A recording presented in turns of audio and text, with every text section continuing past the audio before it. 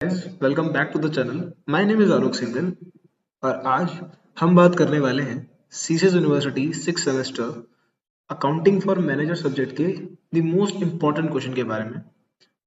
इस सीरीज में मैं आपको बताऊंगा अकाउंटिंग फॉर मैनेजर्स, ये जिसे हम मैनेजमेंट अकाउंटिंग भी बोलते हैं, उस सब्जेक्ट के सारे थ्योरेटिकल मोस्ट इम्पॉर्टेंट क्वेश्चंस जो कि आपके पेपर में आने ही वाले हैं। इस पीडीएफ को मैंने तैयार किया है पीवाईक्यू से, अपने एक्सपीरियंस से, और जो भी मैंने रिफ्रेशर्स एंड की बुक्स पढ़ी उसके बेसिस पे इस पीडीएफ में सारे क्वेश्चंस कवर्ड हैं, सारे टॉपिक्स कवर्ड हैं जो भी बहुत इंपॉर्टेंट है। एक स्टूडेंट अगर इन सभी क्वेश्चंस को थ्रू आउट पढ़ लेता है तो भी वो बहुत अच्छा स्कोर कर सकता है अपने एग्जाम में।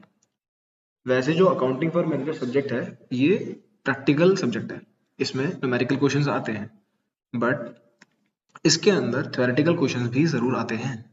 आपके 15 मार्क्स वाले जो 3 क्वेश्चन आपके एग्जाम में आते हैं यूजुअली, उसमें से 2 से 3 क्वेश्चन आपको थ्योरिकल भी मिल सकते हैं और मिलते ही हैं, और 7.5 नंबर में भी आपको अच्छा खासा वेटेज इनका मिलता ही है। तो आज हम शुरू करते हैं इस सीरीज को, इस वीडियो को। Let's start the video. Firstly मैंने जो क्वेश्चन डिवाइड करे हैं वो यूनिट वाइज करे हैं, like unit 1 accounting, management accounting. इसके अंदर सबसे पहला क्वेश्चन आ जाता है हमारा meaning and definition of management accounting, जो कि मोस्ट इंपॉर्टेंट क्वेश्चन हो गया क्योंकि सब्जेक्ट का भी यही नाम है और इसके ऊपर तो क्वेश्चन आ ही सकता है। अभी कितने ही मार्क्स में आए बट आपको ये जरूर पढ़ के जाना है और अच्छे से याद भी कर लेना है। इसके बाद एक अच्छा डिफरेंस, क्योंकि हमारे पेपर्स के अंदर सीसीएस के अंदर डिफरेंस आना यूजुअल है, डिफरेंस आता ही है। सो एक जो अच्छा डिफरेंस माना गया है इस बुक में वो ये है कि फाइनेंशियल एंड मैनेजमेंट अकाउंटिंग में क्या डिफरेंस है। इसके यूजुअली आप 8 से 10 पॉइंट पढ़ सकते हैं ऑनलाइन चैट जीपीटी से या आपके रिफ्रेशर या बुक से, और दैट इज सफिशिएंट है। इसके बाद function, objectives and scope of management accounting, ये भी बहुत इंपॉर्टेंट है। इसके बाद ड्यूटीज ऑफ मैनेजमेंट अकाउंटेंट, एक मैनेजमेंट अकाउंटेंट की क्या ड्यूटीज हैं टुवर्ड्स देयर कंपनी, है ना। तो ये बहुत इंपॉर्टेंट क्वेश्चन बन जाता है। इसके बाद है financial statement. As we all know financial statement हम क्लास 12 से ही पढ़ते आ रहे हैं अगर आप कॉमर्स बैकग्राउंड के हैं, ठीक है। तो फाइनेंशियल स्टेटमेंट के अंदर यूजुअली 2 से 3 चीजें आती हैं, लाइक हमारा प्रॉफिट एंड लॉस अकाउंट है, बैलेंस शीट है, ट्रायल बैलेंस है, ये सभी मिलके फाइनेंशियल स्टेटमेंट को बनाते हैं। सो उसका मीनिंग एंड डेफिनेशन आपको पता होना चाहिए। इसके बाद एक इंपॉर्टेंट क्वेश्चन जो इस यूनिट का है वो है users and sources of financial statement.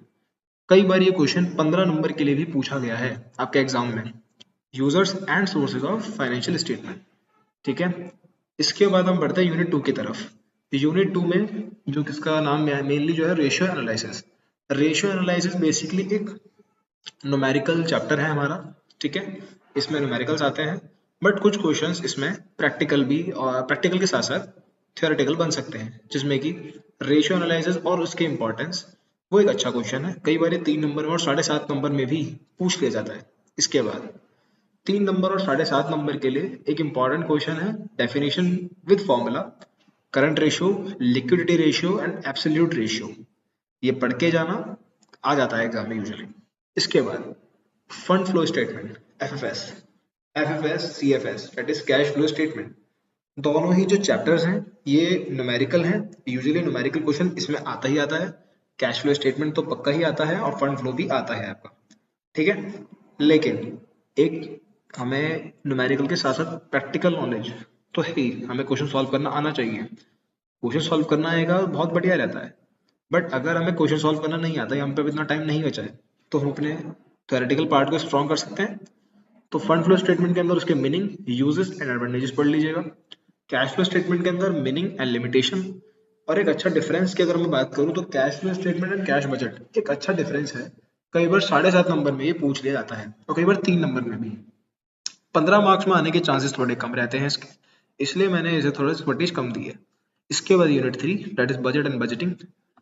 देखो बजट एंड बजटिंग के अंदर जितने भी मेन जो टॉपिक्स हैं वो सारे के सारे न्यूमेरिकल क्वेश्चंस वाले हैं, बट कुछ क्वेश्चन ऐसे हैं जो प्रैक्टिकल से हटके थ्योरेटिकल में पूछे जाते हैं, जिसमें कि है एक टॉपिक आता है जीरो बेस बजटिंग, ZB। इसका meaning, advantages, disadvantage and objective मेरे खुद के एग्जाम में 15 मार्क्स में पूछा गया था, and that is very important. Like अगर आपको ये चारों चीजें पता है और अगर आप 15 नंबर में से लिख पा रहे हो तो I think that's a good point. इसके बाद सेकंड टॉपिक आता है break even analysis. Break even analysis हमने इकोनॉमिक्स में बहुत बार पढ़ा है और अब मैनेजमेंट अकाउंटिंग में भी बहुत इंपॉर्टेंट टॉपिक है। इसके मीनिंग, इसके अजम्पशंस और combined BEP, break even point combined BEP जो होता है उसका। यूनिट 4 स्टैंडर्ड कॉस्टिंग, बहुत इंपॉर्टेंट यूनिट है ये भी। और इसमें जो इंपॉर्टेंट क्वेश्चन पूछा जाता है रिपोर्टिंग के लिए पूछा जाता है थ्योरेटिकल में, जिसमें कि पहला टॉपिक आ सकता है मैनेजरियल रिपोर्टिंग का मीनिंग और उसके ऑब्जेक्टिव्स। इसके बाद एक अच्छी रिपोर्टिंग मैनेजमेंट की क्या क्वालिटीज हैं वो एक इंपॉर्टेंट टॉपिक है।